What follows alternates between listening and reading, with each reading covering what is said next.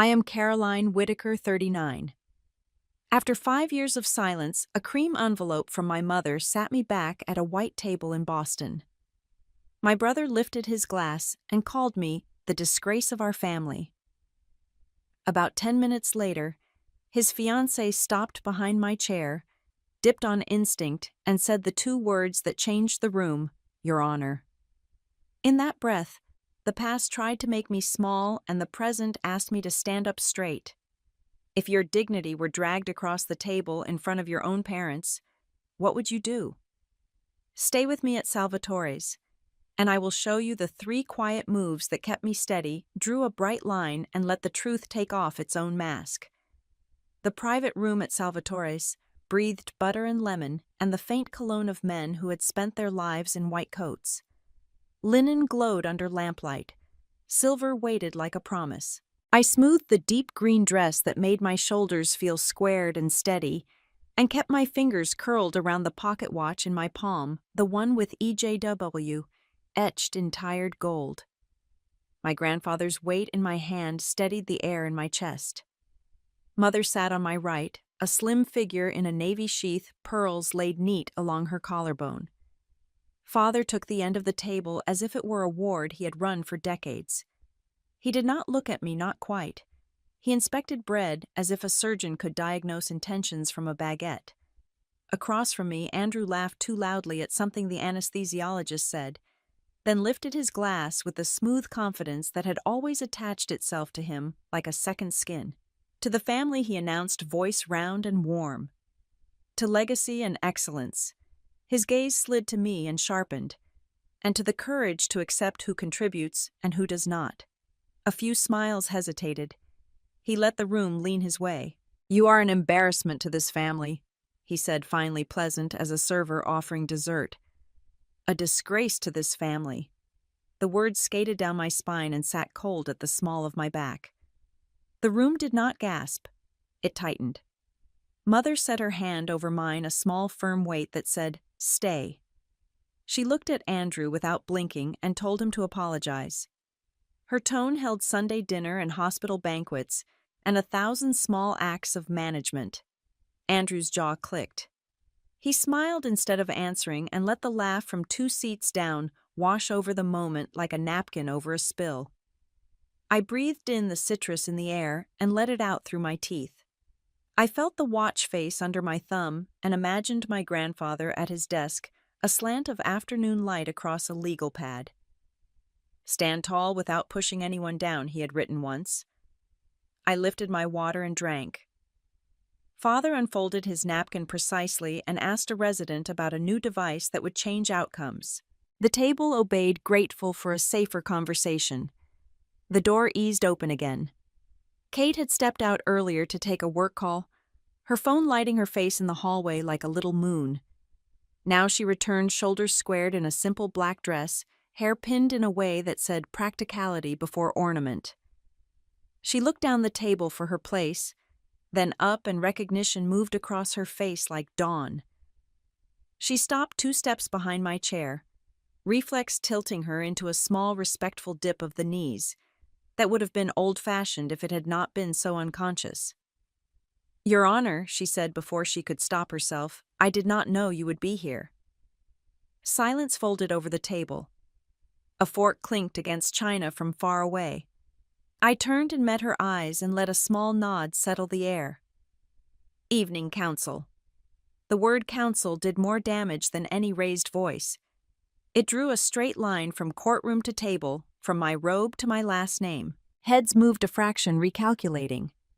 Andrew's face drained in the lit room. He did not move. He looked at Kate, as if she had spoken in a language he did not know, and at me as if I had changed shape while he was not looking. Kate colored, then steadied. She slid into her chair with professional economy spine, tall hands composed on the table. I saw it then, the way she lived inside rules that had nothing to do with family pictures on mantels. The manager entered with the mains balanced along his forearm, and the ritual resumed because restaurants demanded. Plates landed with soft weight. Steam rose. The wedge of halibut glowed white under a sheen of butter. A lemon sat on mine like a coin. Mother kept her hand on mine for one more heartbeat, then drew back and reached for her water.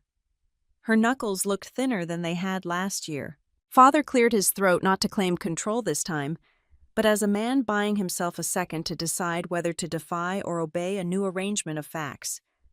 He asked the anesthesiologist another question that had nothing to do with daughters or disgrace. Andrew stared at the rim of his wine. He swirled and watched the liquid climb and fall, then he tried a smile that did not reach his eyes. He told Kate it was a busy night and that everyone was tired.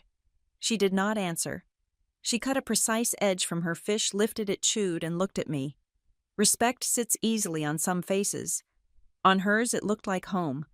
I shifted the watch in my palm until the initials pressed into my skin. Butter pooled along the edge of my plate. My appetite did not make a case for itself. Across the table a cousin whispered something to his wife, and then pretended to be interested in the vegetables. The air seemed to thin and brighten. Or perhaps I had simply decided to breathe. I set my fork down and folded my napkin into a careful square.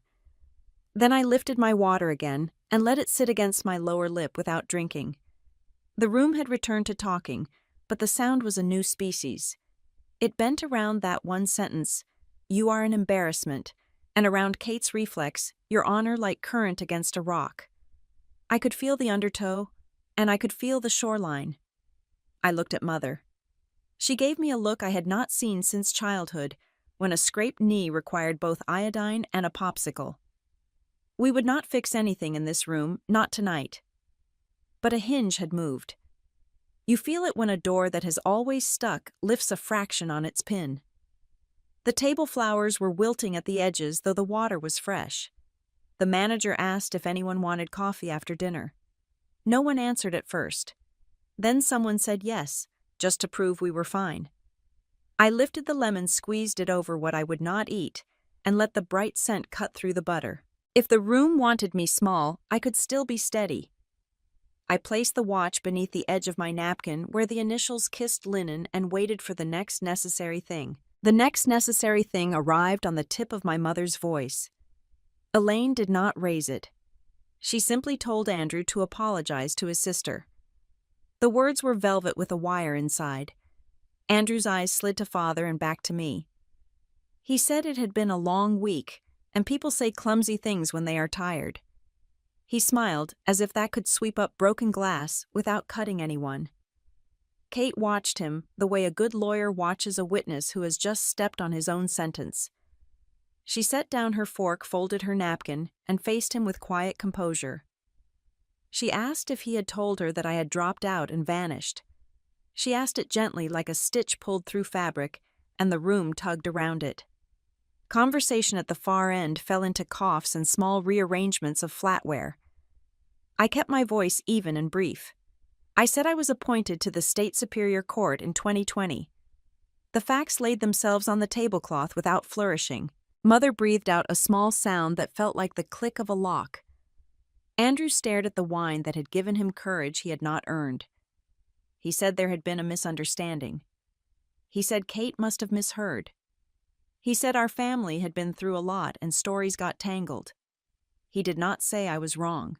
He did not say he was sorry. He arranged his face in that familiar setting that had soothed donors and interns and guests at foundation galas. The setting did not work on Kate. Her left hand rose as if on its own string. She slid the ring from her finger with the same precise care she uses when lifting an exhibit before a judge.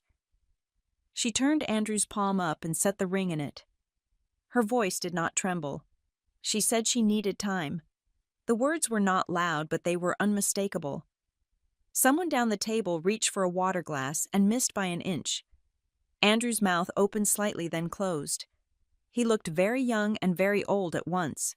He started to say they could talk here now, and she shook her head once. Not here. Not like this. She shifted her napkin back into her lap, sat straighter, and picked up her fork. The manager passed with a pot of coffee. Steam ghosted the air and then drifted away. Mother released my hand and folded her own in her lap. She told Andrew again that an apology belonged here, not later, not over text, not with a bouquet sent in the morning. Andrew lifted his glass and did not drink. He said the moment had been blown out of proportion. He said everyone was making this bigger than it needed to be. He said time would smooth it. The room did not agree. It hummed with the particular silence of people learning something they will repeat in cars on the way home. When the check came, Father took it with automatic grace. He stacked his card on the small tray, straightened the receipt as if edges could restore order. He asked the manager to send our compliments to the kitchen. He pushed his chair back and stood. The table followed his lead out of habit. Outside on the sidewalk, the air tasted like hot stone and late summer basil from the planters along the curb. Boston traffic whispered and then hushed at the light. Mother touched my elbow and asked if I would drive her home. I said yes. We waited while Father and Andrew spoke to a colleague by the door. Kate stood a few feet away looking at the ring in Andrew's palm and then at the streetlights. She did not move toward him. She did not move toward me. She drew a breath, nodded once to the night, as if it were a clerk calling the next case, and walked to her car. In my sedan, the leather held the warmth of the day. Mother smoothed her skirt and stared at her hands. She said she had been following me for years. Not in a way that would embarrass me, she said, but in the way a mother who should have done better tries to make up for it in the quiet. She said she had cut out articles and printed interviews and watched live streams when she could. She said she had wanted hundreds of times to pick up the phone and then had put the phone down again. She said that was finished now. I turned onto Storrow and let the river keep pace with us. Mother watched the dark water and said I looked strong tonight. She said my grandfather would have been proud of how I did not swing back. She said she could not make Andrew apologize, but she could make sure I did not sit at a table alone again. The light at the ramp to Memorial Drive went green and I eased the car through it. At the curb in front of the house my parents still call home, Mother put her hand on the door handle and then left it there. She said we would have lunch next week, just us. She said she wanted to hear more about the cases where children end up with the parent who listens and not the parent who wins. She smiled at her own sentence, small and rueful. She opened the door and got out with more care than she used to. She told me to text when I was home. I said I would. Cambridge welcomed me with the soft grid of neighborhood lights and the whisper of bikes slipping past. I parked by the sycamore and walked up to the Craftsman that still smells like pipe tobacco on humid nights. Inside the front room, the old wood held its own kind of evening. I turned on a lamp with a brass pull that had gone smooth with decades of hands. On the table beside the couch, the grain ran like a riverbed under glass. I set the pocket watch down on that wood. The initials caught the light and then let it go. The house exhaled around me. I took off my shoes, undid the zipper of the green dress, and hung it where it would not crumple. In the kitchen, I poured a small glass of water and drank it standing by the sink. The window showed only my face and the outline of a tree. There are nights when the choice is to stew or to set a rule. I chose the rule. In the morning, I would make the calls I needed to make. I would document what needed to be documented. I would put in writing the line I had already drawn in my head. Professional transparency. No favors, no shadows. My grandfather's watch ticked once in my imagination and then settled. I turned off the lamp, let the room return to its quiet, and went upstairs to sleep with the door cracked for air. Morning came with a thin blue light, and the kind of quiet that tells you the day will ask for steadiness. My phone buzzed on the nightstand, and Mother said they were on the way to Harborview. Her voice was careful. I dressed in a navy suit and flats that could carry me for hours, slid the pocket watch into my jacket, and drove through a city that had not decided yet if it would be hot. The hospital lobby smelled like coffee and antiseptic. I checked in at the desk and took the elevator up to cardiology. The doors opened to a corridor that knew the difference between hurry and panic. Andrew's colleague, David Chen, stood by the nurse's station and lifted a hand when he saw me. He said Father had had chest pain on the stairs and pressure, like a heavy book on the breastbone. He said they had given aspirin and oxygen and were running tests. He spoke in the same voice he used with families who needed facts laid out like clean linen. I followed him to a curtained bay. Andrew was already in motion. His face had gone still in the way it did when he worked. He asked for numbers, he listened to rhythms, he pressed down on tendons to see what lifted. He did not look at me. Father sat propped up, pale and irritated with his body. He told Andrew to stop hovering. Andrew kept hovering. A monitor blinked and gave us a steady march that felt like forgiveness. I stayed by the foot of the bed. I did not touch the chart or ask a question that did not belong to me. I nodded when a nurse introduced herself and stepped back when she needed the space I had taken. The curtain whispered, closed, and opened. The air had the sharp clean of disinfectant and the metallic tang of equipment that remembers its purpose. David read off the EKG and a list of markers. He said not a heart attack. He said angina and runs of irregular beats that had already calmed. He said medication and follow-up and less theater on the stairs. Father rolled his eyes at that and then looked past Andrew and found me. For a second, he looked like the man who had taught me to drive in an empty parking lot and laughed when I jerked the brake. He reached a hand out and I stepped in close enough to take it. His palm was warm and dry. He told me he had been wrong to push me into medicine. He said it is like a diagnosis spoken after tests have come back, and there is nothing to argue. The words landed like something solid on a shelf. I felt my own hand grip once around his, and then loosen. I said I heard him. It was not absolution, and it was not a wound. It was a place to put the next hour. Andrew finally looked up at me. He had meant to say something simple, but his face worked through whatever was behind his ribs, and he only managed honesty. He said he did not know how to be wrong. He put the chart down and stood very still, as if a breeze might knock him into the tray table. David asked about the dosage plan, and the moment jerked forward again. A woman in a slate suit walked in with a badge that announced administration and ethics. She introduced herself as Nora Patel, and she did not waste the room's attention. She asked Father how he felt and told him what would happen next, and then she asked Andrew if he would make time later in the week for a conversation about reporting protocols that had been more art than science. She said this like an invitation and not a subpoena. Andrew nodded before his brain could piece together what the question meant. Mother slipped in then, with her purse clutched under her elbow, eyes tracking the space for something she could do. She kissed Father's temple and stood beside me. A nurse came with a small cup of pills and a plastic water bottle. Father swallowed what he was told to swallow and grimaced at the aftertaste. He told Mother he would be fine by dinner, and she told him to save his energy for getting up the front steps. The cardiology fellow reviewed the plan again in a careful voice.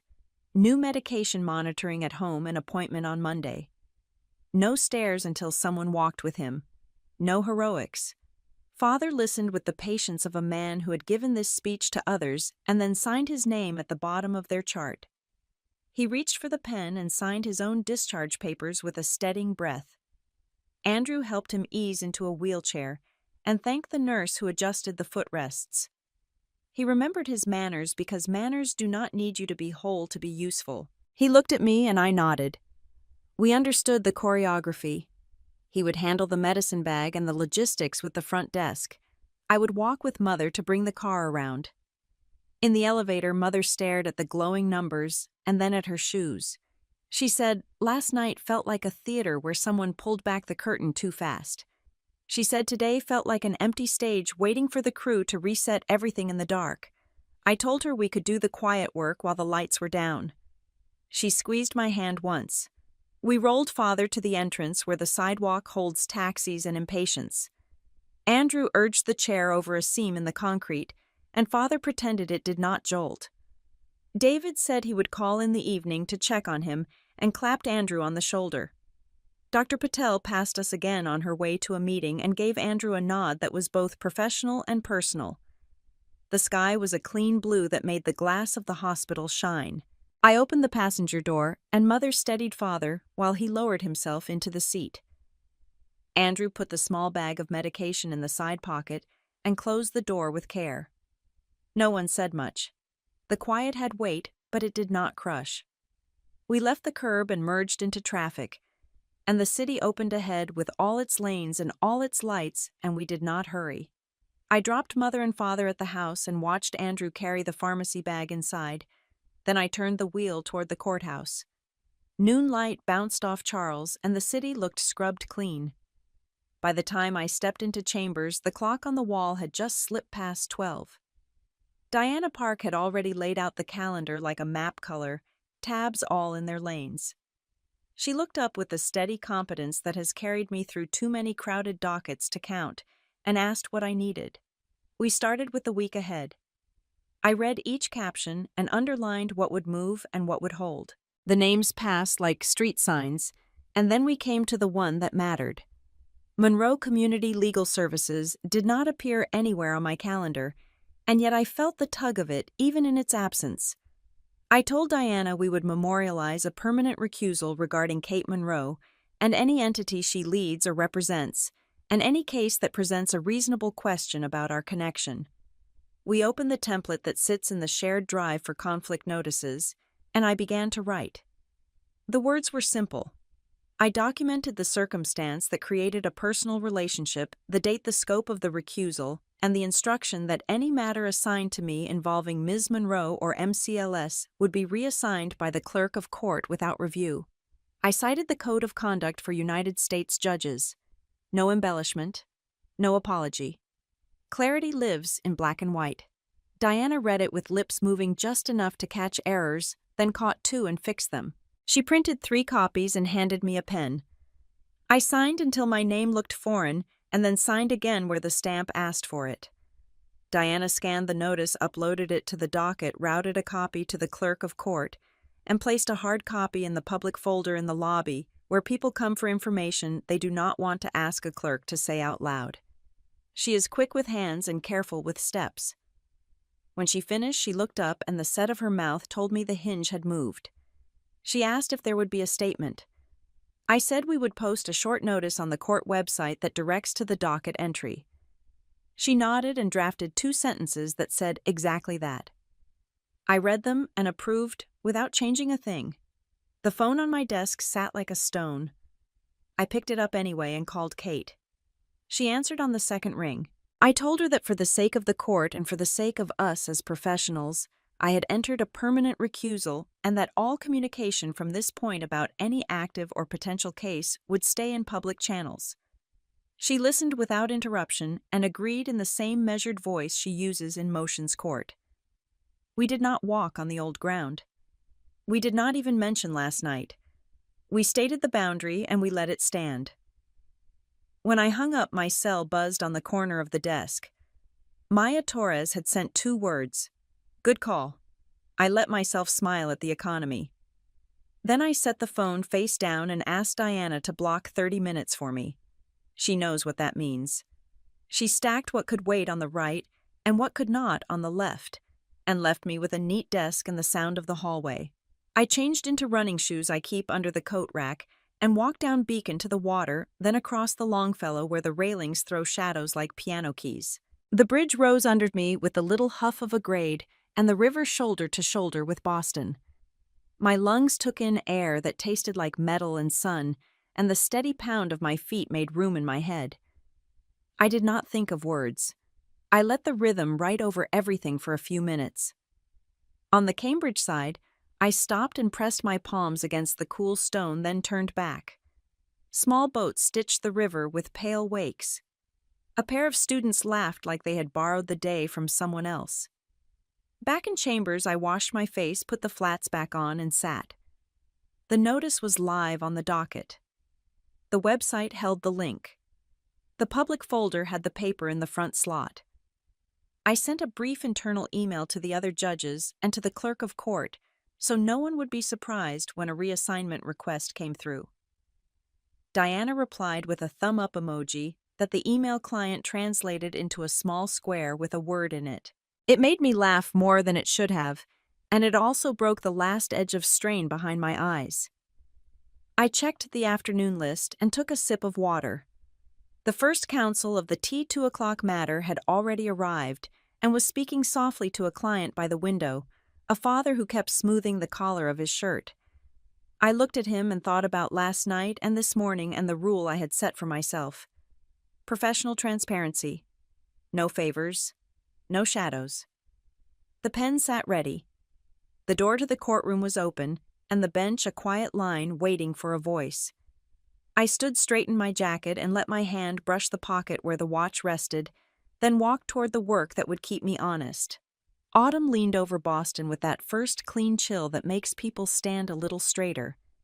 My docket thickened as families tried to finish things before the holidays, and the trees along the Charles began to trade green for rust. In the middle of a Tuesday, Diana slid a stack of notices to my elbow. On top sat a public flyer from the planning department. It announced a community meeting on a proposed North Beacon redevelopment in a neighborhood where the Riverside Community Center had lived for decades. I read the time and place and set it on the corner of my desk like something that should never get lost under other paper.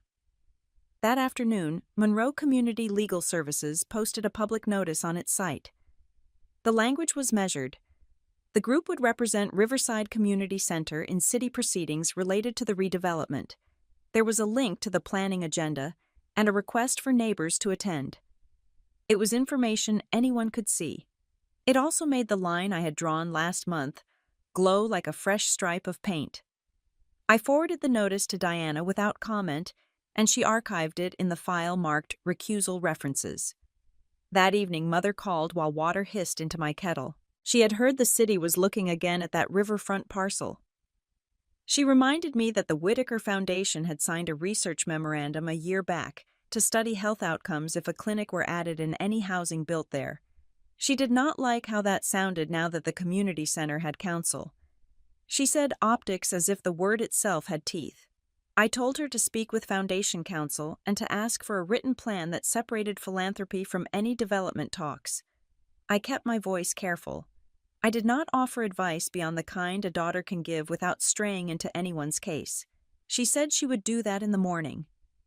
I poured the boiling water and watched steam turn the window into a pale square. On the night of the planning session, I went as a citizen and stood in the back near a mural that had been painted by children 15 summers ago. The room smelled like coffee and poster paint and the faint old sawdust of a gym floor. Neighbors filled folding chairs. A man I later learned was Samuel Ortiz, welcomed people and asked them to sign a sheet so the city would know who had been counted. I saw Kate across the room, a simple blazer hair pulled back, a notebook open in her hands. When it was her turn, she stepped to the microphone and spoke in the cadence I knew from motions hearings. She addressed traffic and displacement and after-school programs and the way a neighborhood changes when a trusted door closes. Her voice stayed calm even when someone in the back scoffed about progress. I slipped out before the press began to cluster by the exit. The night air smelled like rain that might not arrive. Weeks passed. Leaves loosened and pattered down to the sidewalks. I heard nothing more than any other resident would hear, which is to say the particular music of a city gearing up for a fight. Then a Boston Ledger alert flashed across my phone while I was reading briefs at my kitchen table. The paper had run a long investigation. It was built on planning minutes and emails obtained through a public records request. In the middle of the second piece sat a document the Ledger called an alignment memo. It described meetings between North Beacon Development and a unit associated with the Hospital Foundation, and it spoke of mutual visibility and coordinated messaging around the benefits of redevelopment. Nothing about it announced a crime. Everything about it announced a problem of appearances. The comments under the article lit like brush. Neighbors argued with consultants. Alumni from the community center posted photos from long-ago field trips. A morning radio host asked pointed questions between weather and traffic. The foundation released a statement that said it engaged in research to improve health and that it would install additional guardrails to avoid any confusion about its role. North Beacon said the memo was an early draft and that it welcomed community voices. The planning department put 2 more meetings on the calendar to absorb what the city had learned from its own records. I said nothing. I did what judges do when the air gets loud. I read the public documents to understand what any reader could understand. Then I put them away. I did not forward links. I did not call Mother back with ideas. I did not text Kate so that any message could be mistaken for a signal.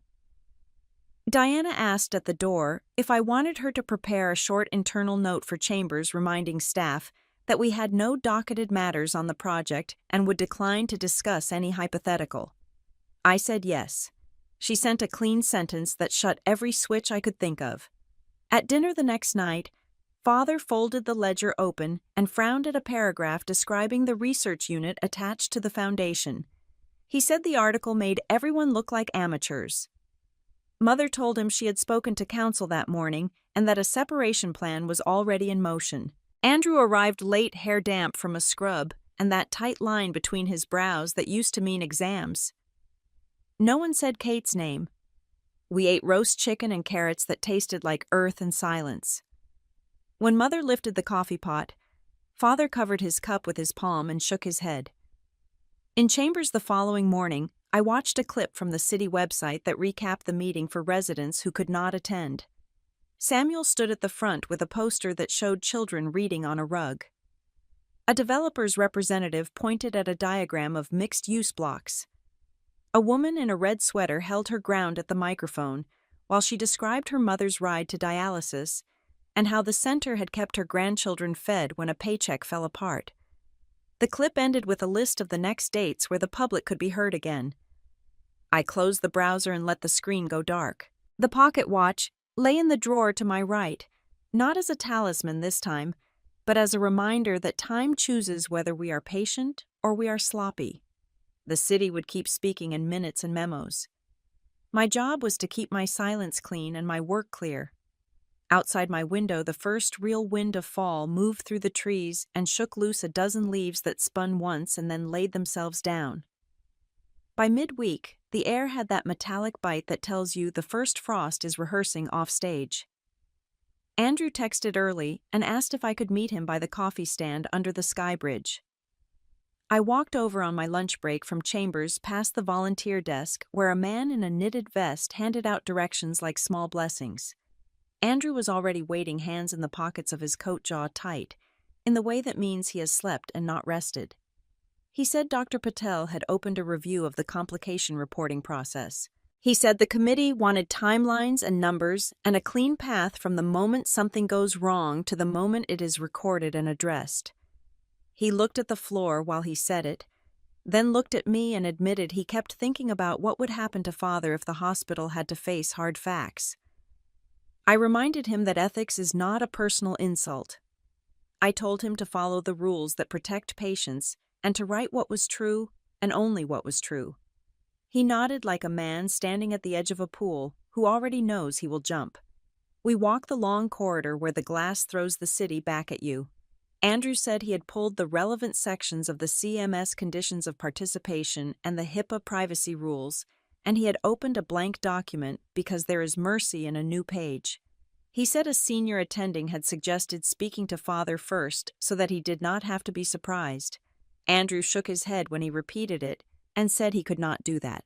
If a committee is to work, it cannot be pre-edited by the people it regulates. He peeled off toward an office suite where the glass doors carry the understated sign for hospital ethics and review. I waited on a bench with a view of a potted ficus and a bulletin board with a flyer about mindfulness on Thursdays. Nurses walked by in pairs, their shoes making a light sound against the floor. A resident laughed too loudly at something on his phone and then caught himself, eyes flicking to a family seated nearby. The world knows how to be gentle when it remembers. An hour later, Andrew came out with a stack of printouts and a copy of his report. His face was a shade lighter, as if the blood had learned something. He said he had laid out dates and case numbers without adjectives, and he had proposed a revision of the internal policy so that delayed entries could not hide inside the softness of busy days. In the middle of drafting, he had sent a copy to Laura Benton in legal for a compliance check. She had called him and suggested careful phrasing. He told her he would keep the language plain and factual.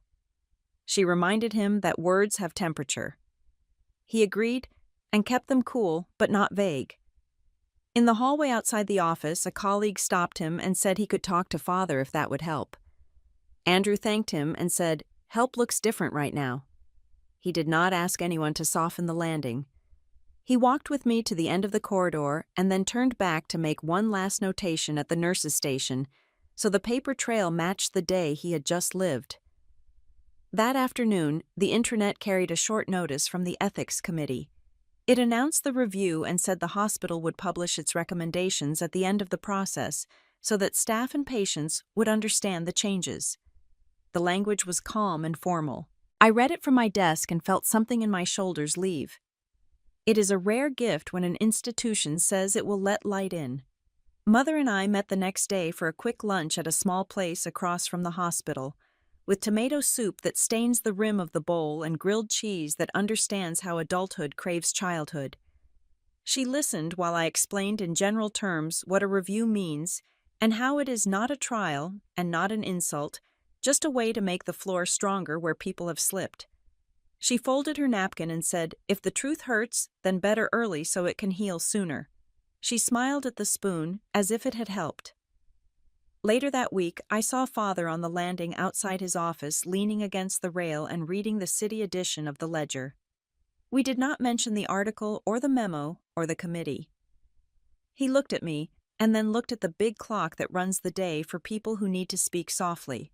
His mouth pressed into a line that was not anger and not surrender. It was a line that says, "I have heard what I did not want to hear, and I will sit with it." He did not try to claim the next move. That mattered more than he knew.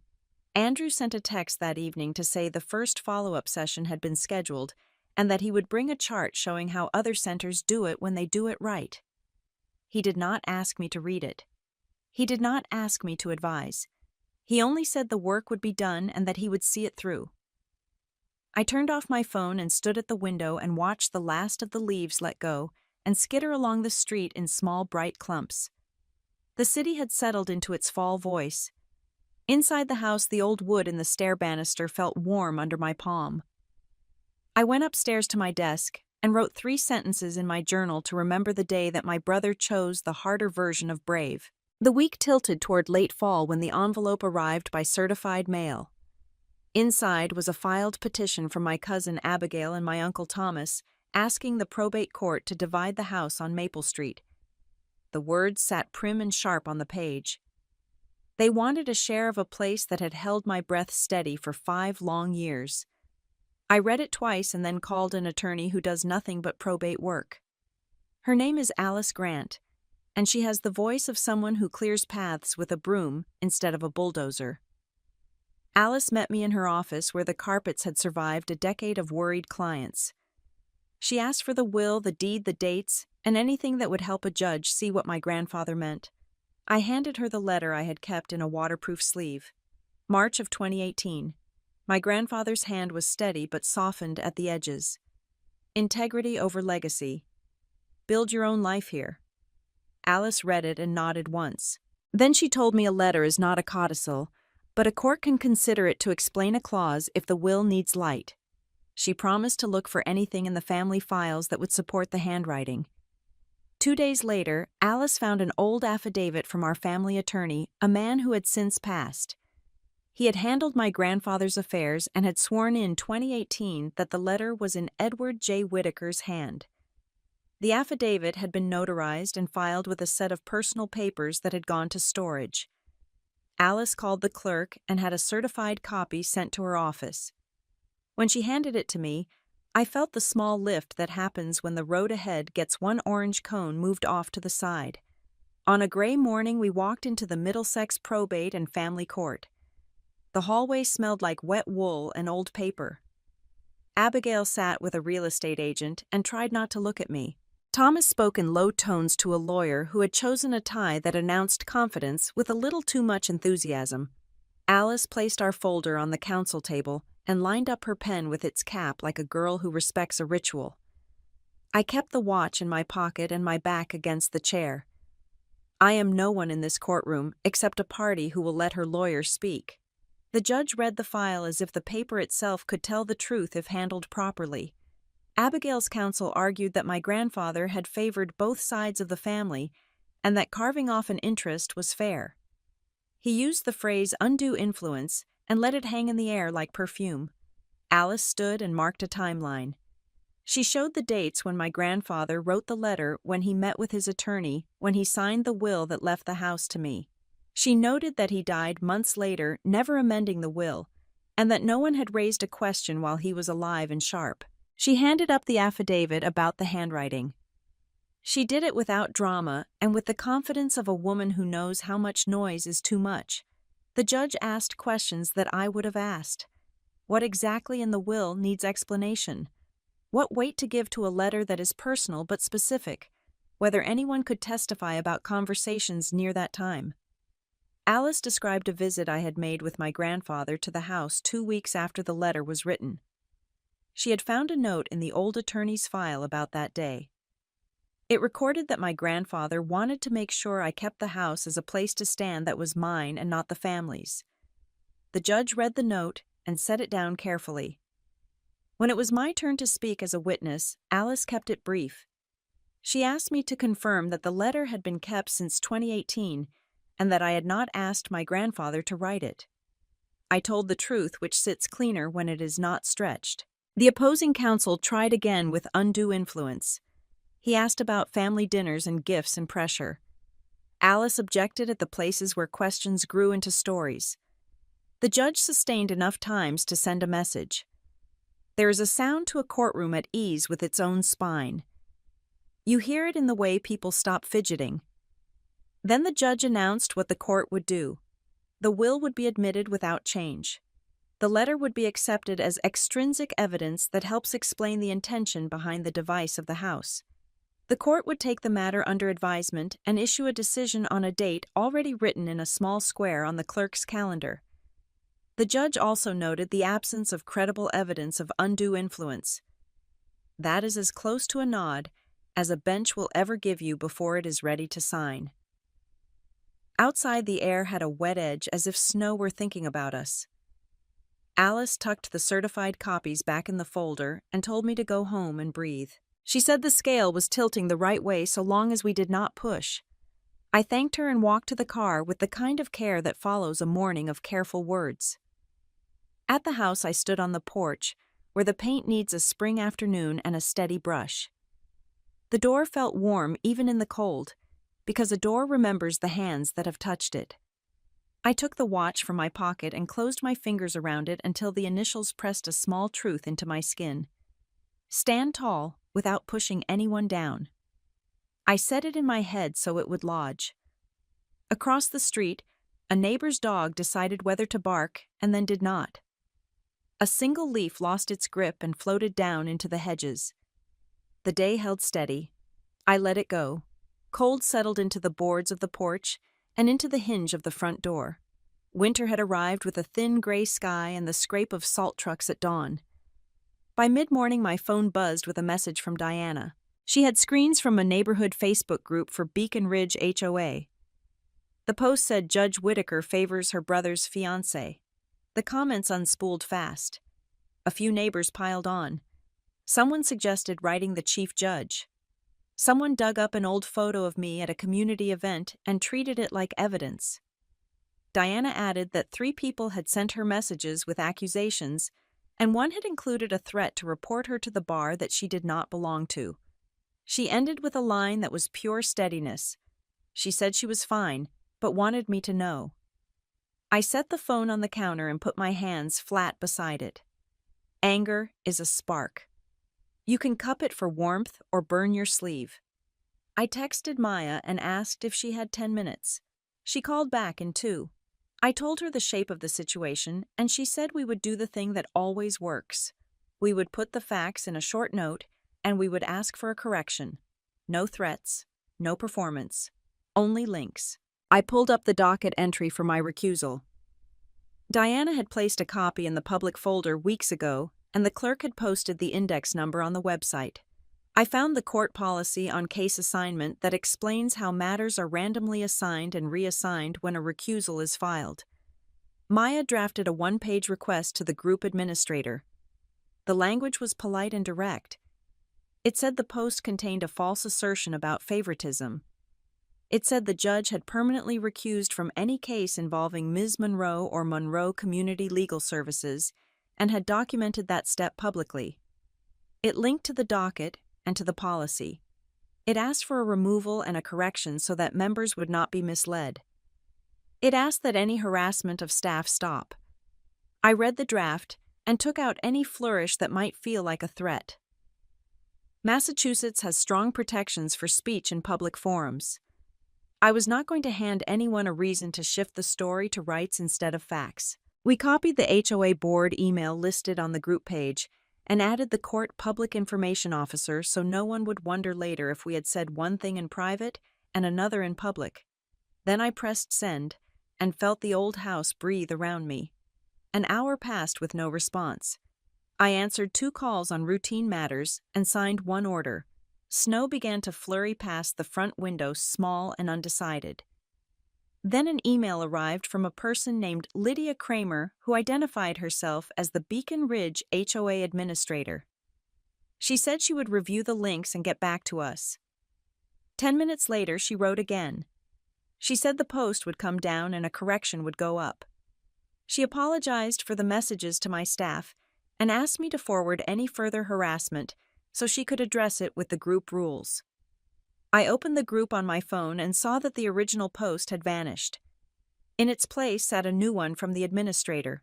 It said the earlier thread was removed for misinformation. It said the court had confirmed a permanent recusal by Judge Whitaker regarding Ms. Monroe and her organization, and that case assignment is handled by the clerk according to written policy.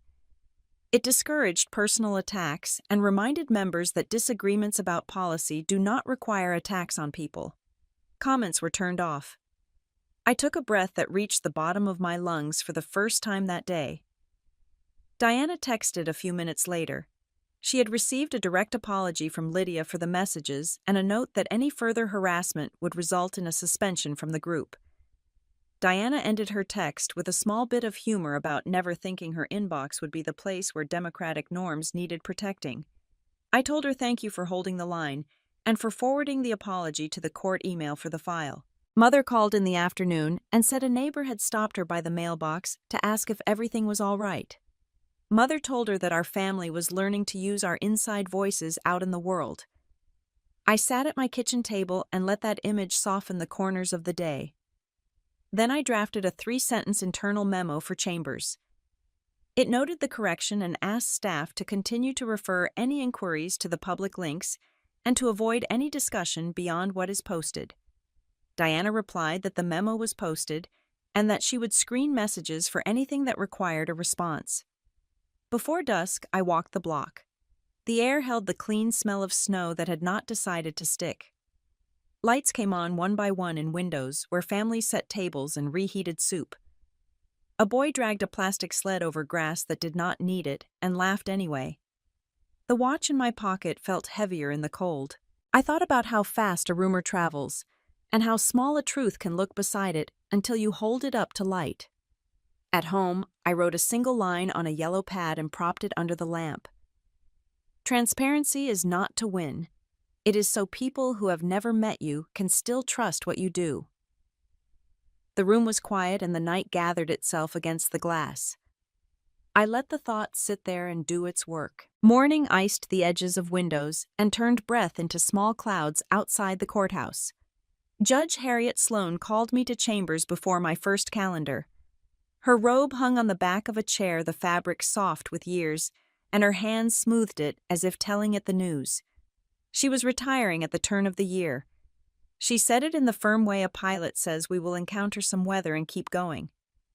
Then she lifted her eyes to mine and told me to apply to the District of Massachusetts merit selection for magistrate judge. She said the court needed people who cut through performance and reached the marrow. She said I had been building toward this since the day I stepped into her courtroom as a new clerk with a pen and a good coat. In the afternoon, I called Richard Cole and asked if he would write a letter. He laughed the way old trial lawyers do when they are pleased and pretending not to be. The letter landed in my inbox the next morning, crisp and spare. It spoke of work rather than adjectives. Diana printed 3 copies and placed them with my application packet. I read the forms until they blurred, then went for a walk around the block to remind my legs what their job is.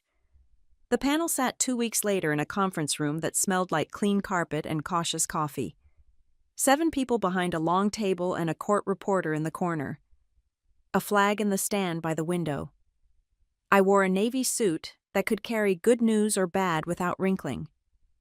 Marcus Reed from our courthouse greeted me in the hallway with a nod that grounded my feet, and then stepped back so I could breathe. They began with history. Why law? Why judge? I spoke of families who need steadiness more than thunder. Of a clerkship where Judge Sloan taught me the mercy of a clear record. Of years in a firm where the best compliment was that a brief read like, "There was no author, only the law." I describe my approach from the bench. Keep hearings short and honest. Ask the question everyone is skirting. Push counsel to meet facts with law and leave the theater outside. One panelist leaned forward and asked about the equalizer nickname. I did not flinch. I said it came from courthouse staff because I cut through posturing and do not confuse volume with merit. I said my job is to bring both sides to the same floor and then measure. Another asked about temperament. I told them calm is a decision and a muscle. You strengthen it by using it when you would rather run hot. We turned to conflicts. The chair asked about Cape Monroe and Monroe Community Legal Services. I answered the way I had planned to answer since the day I signed the notice. I said I had entered a permanent recusal regarding Ms. Monroe and any entity she leads or represents, that the notice sits on the docket and on the court website, and that any matter is reassigned by the clerk without review. I said that all communication about any case would remain in public channels. I did not wander. I did not soften the edges. A panel member smiled in a way that reached the eyes and called my answer refreshingly candid. I let that sit and did not gild it. They asked about the city controversy they had read in the paper. I said I had followed it as any citizen can by reading public records, and that the only thing I had done was to keep my own boundaries bright and my docket clean. They asked about sentence variety, because even formal hearings have a human undertow. I said clear mission sentences for orders, careful listening for testimony, and a willingness to say, I do not know when I do not. The court reporter looked up and back down, and I liked that tiny sign that I had not put her to sleep. At the end, the chair asked if I had anything to add. I thought of Judge Sloan lifting the edge of her old robe and the way fabric remembers the hands that have carried it. I told the panel that judging is not authority to me. It is a service bound by rules on purpose. It is stable in rooms where other kinds of storms are already blowing. It is the promise that the same process will meet you whether you are loud or quiet, or well-dressed or not sure where to sit. They thanked me and stood. Chairs scraped lightly across the carpet. Marcus was waiting by the elevator. He took my hand in both of his and squeezed once. No words. We both looked at the seal on the wall and let the air move. Back at the chambers, I set my application packet in the bottom drawer and placed the pocket watch on top of it for a minute, as if letting one anchor meet another. I turned to the docket and finished the afternoon work.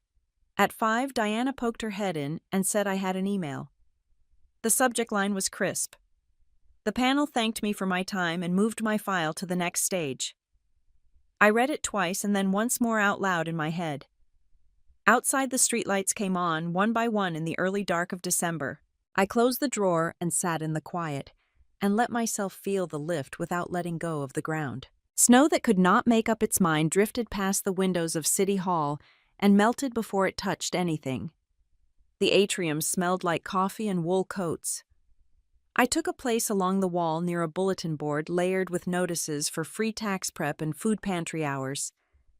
I had come as a citizen, and I kept my hands in my pockets so I would not forget it. Over the last month, Monroe Community Legal Services had filed a complaint in Suffolk Superior Court against North Beacon Development. The docket number had made its quiet home on the state site. Since then, there had been a corridor of closed-door meetings that did not belong to me. The public part would happen here, and the court part would happen across town in a clerk's queue where paper becomes orders when the language is ready. The planning hearing began with a review of the project map, blocks and setbacks, and the way light falls between new buildings. The Riverside Community Center sat on the page like an old friend at the end of the row. When it was time for the community to speak, Samuel Ortiz walked to the microphone with a poster board in his hands. He talked about children who learn to read on a carpet that has seen better days, about seniors who find their balance in a room with scuffed baseboards, about the way a neighborhood breathes when a door stays open. He had a list of after-school programs that sounded like small lifelines. He read them the way you read names. Kate spoke next for MCLS. She was precise and calm. She laid out the legal path that had brought them to both rooms at once. Here for policy, there for law. She talked about displacement that does not announce itself, but arrives one lease at a time. She talked about traffic and bus lines and grocery runs that double back when a route is cut. She did not threaten. She did not posture.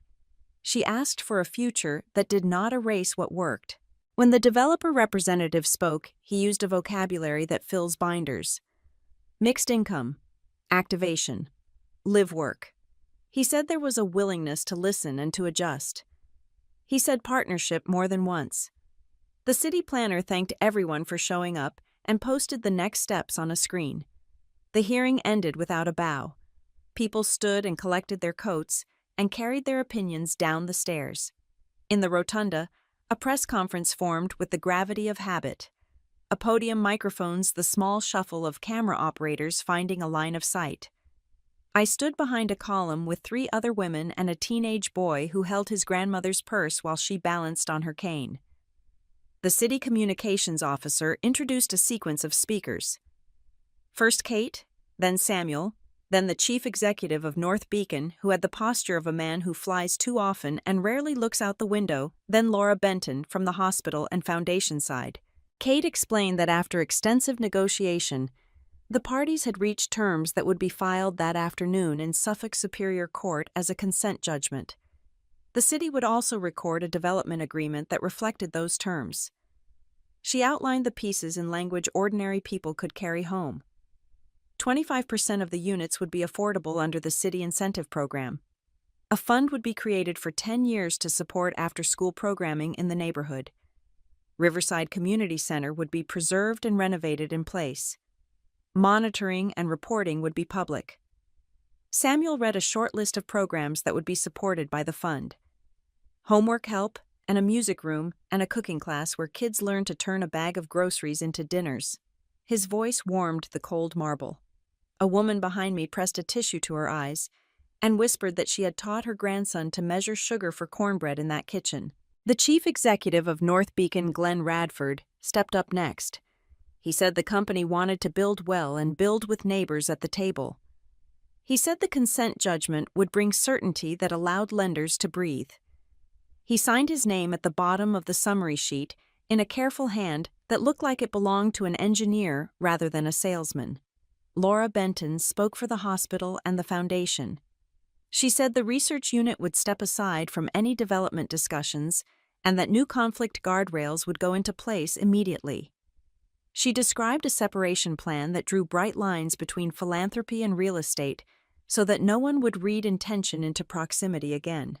She looked out at the crowd and held a pause long enough for the words to land. The city attorney lifted a folder and said the settlement papers were being e-filed at that moment with Suffolk Superior Court. There was a small murmur as if a door had clicked shut on a draft. Reporters asked their questions in the orderly way Boston manages a scrum. People around me exhaled in a way that made shoulders drop and mouths soften. No one cheered. It felt more like a collective decision to unclench. I did not stay for the photos. I walked out into the thin winter light and watched a line form at the food truck for soup that smells like garlic and green things. I bought a small cup and stood on the steps with my glove off so I would not spill. Across the plaza, a child in a red hat did a running slide along a strip of slush and laughed. I sent Mother a simple text that said the city had announced a path and that the court would have its copy by afternoon. She sent back a heart, and the words proud of the work, even when it is not yours. I let myself accept that.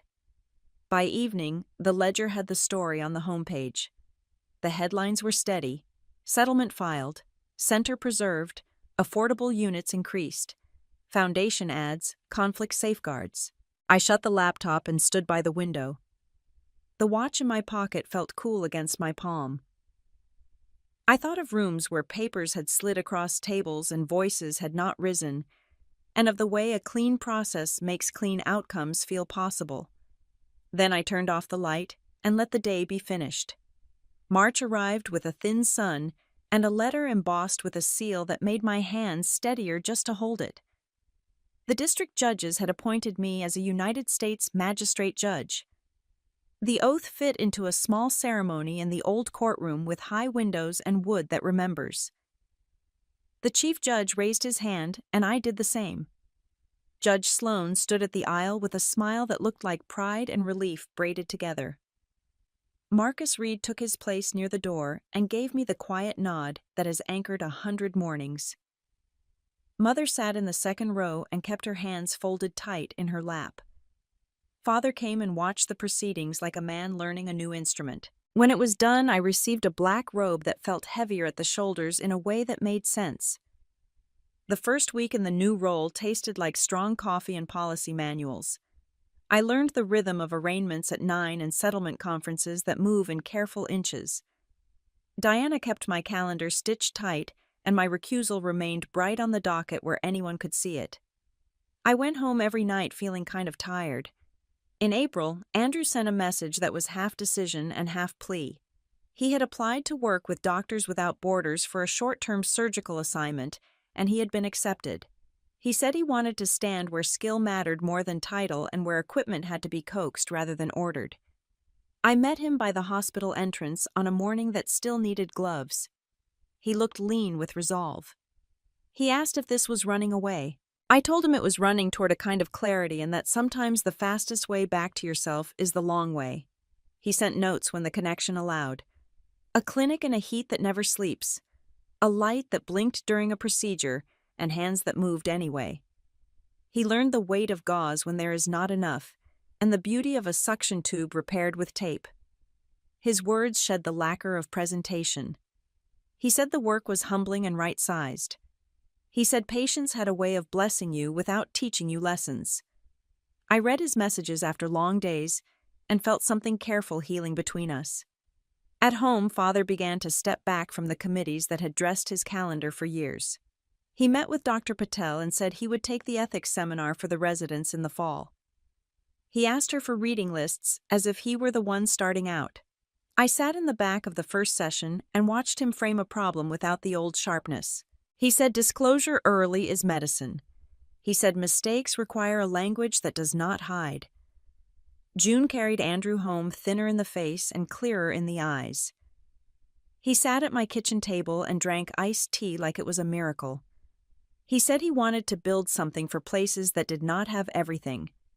A research track that would design low-cost surgical tools for hospitals that run more on grit than on grants. He laughed once and said that younger Andrew would have called this second tier. He said the Andrew who had watched a child recover without the machine he could not get had no use for tears. He told Father the same in an office that had framed diplomas and a window with a stubborn blind. Father listened and then surprised both of us by saying that purpose outranks prestige when the lights go out. Summer loosened its grip and fall found us at a long table in Concord. The windows held maples turning like slow fire. The roast rested on a board, and someone had brought a pie that leaked a little sugar at the edge. Conversation moved without the small landmines we had learned to look for. In the quiet after the plates had been cleared, Mother placed her hands on the table as if preparing to lift it. She said she had something to put into the room and she did not want to put it there alone. She told us that the previous October she had given a seed donation to help Monroe Community Legal Services get off the ground. She said she had done it because she had spent years quiet when she should have spoken, and that a gift was not a confession, but it was a way of climbing off the fence. The table held its breath and then let it out. I thanked her. I told her that I was proud of the impulse, and I asked that the gift be listed in the organization's annual report by name so no one would build a story in the shadows. She took that in and nodded with a small relief that made her look younger. She said she would ask the director to include it in the next public filing, and that she would sign whatever letter would make that clear. Andrew cleared his throat and said he had reached out to Kate. He had met her at a cafe with soft chairs and coffee that knows its job. He told her he had dressed himself in success and then used that to make other people smaller. He said he had told her that what he called protecting was really hiding. He said she had listened without giving away more than she chose to, and that they had parted with respect and no plan to try again. He added that the research group had given him space to design a kit of instruments that could be fabricated locally for a fraction of what a catalog would charge. He said he would need help finding rural hospitals for the pilot, and Father said he knew a doctor in Maine who had been making do for 30 years. We did not make speeches. We did something smaller and therefore more durable. We agreed that our table would have rules. No humiliations. Tell the truth. Own what is yours. Mother wrote them on an index card and tucked it under the salt. The card sat there like a quiet promise. When the evening broke up, I walked to the porch alone for a minute. The Concord air carried wood smoke and the sweet tiredness of a long, good day. The watch sat cool in my pocket. Inside plates clinked, and someone laughed softly and no one raised a voice to win. I stood at the rail and let the dark settle without asking it for anything more. September laid a bright coin on Boston. The mornings were cool and the afternoons warm enough to forgive you for forgetting a jacket. I walked into the federal courthouse as the security guard clicked on his light for the bin of laptops. The robe felt heavier than the one I had worn before, in a way that made me hold my shoulders right. The calendar on my desk carried its usual mix of arraignments and conferences. A sticky note from Diana sat at the corner. A reminder that the compliance hearing for North Beacon would be on the afternoon list for Judge Morales.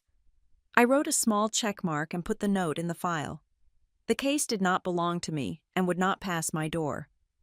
An hour later, the clerk pinged my screen with a reassignment form. A new filing had landed with Monroe Community Legal Services in the caption. The system had already rerouted it to another magistrate according to the recusal notice. I initiated the acknowledgement and smiled at the quiet competence of a process that does not ask you to be noble. It just asks you to be consistent. In the hallway after a motion calendar, I saw Kate coming out of courtroom 3. She held a slim folder and a face that a win gives you when you have earned it and kept your voice low. The hallway slowed, as if respectful of something larger than itself. We stepped to the side so a family could pass and nodded to each other. She said good afternoon in the even tone we keep for our work home. I said congratulations and left it there. Professional respect fits without being stitched. Father started his ethics seminar for the residents in the small lecture room that used to be a storage closet. I sat in the back row and watched him move through case studies with a slower hand than he used to. He put my opinion from a state case on the screen. He read the part where I had written that transparency is not punishment and not theater. It is a light for both the person who needs to admit and the person who needs to trust. He looked at the room and said I was wrong when I chose pressure over patience. You can feel a room shift when an elder lowers his guard. The resident stopped writing for a second and just looked at him. He nodded once as if to mark the moment and then went back to the slide about reporting timelines. Andrew asked me to come to a small presentation he gave at the hospital auditorium. He wore a suit that looked like it had been bought for someone who now prefers a work shirt. He talked about a kit of surgical tools that could be made locally for a fraction of the catalog price. He described clamps designed to be sterilized in simple units, lighting rigs patched from parts you can find in a hardware store suction that runs on portable power when the grid gives up. He told a story about a boy and a generator that failed, and the way a whole team learned to move under a different kind of clock. He did not sell anything. He offered a plan. Father sat 3 rows back and asked questions that helped instead of pinned. When they shook hands afterward, I saw something pass between them that did not involve hierarchy. On a quiet Friday, I finished an opinion in a dispute that had been trying to out-talk itself. I printed a copy to proof on paper because paper shows you where you lean too hard. The sentences looked like they could stand. I slid the opinion into a folder for mailing and put another copy in my bag. Late afternoon light made the city streets look honest. I drove out to Concord, where the grass always seems to organize itself.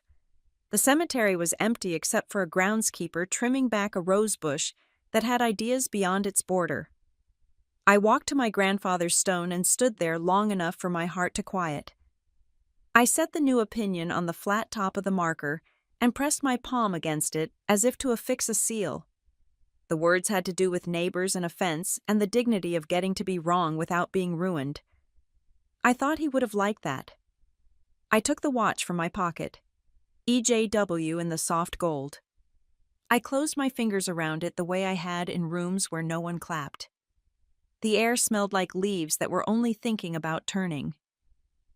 On the drive back, the radio offered a song I used to play when I was studying for the bar. I let it run and felt the past and the present sit side by side without bumping elbows. At a light on Longfellow, I looked over at a runner in a bright shirt and remembered the day I ran that bridge to make room in my head for a sentence that had to carry weight. The river moved under us with that patient pull that tells you you are not in charge and you are not lost. At home, I hung the robe on its hook and set the watch on the little dish by the door. The house met me with the clean line of evening. I poured a glass of water and stood by the sink. In the quiet, I could hear the low hum of a city that has learned to argue without breaking the table. I thought about a dinner where a word was thrown like a stone and about every choice since that had been a hand open instead of a fist. Honor does not come back to you all at once.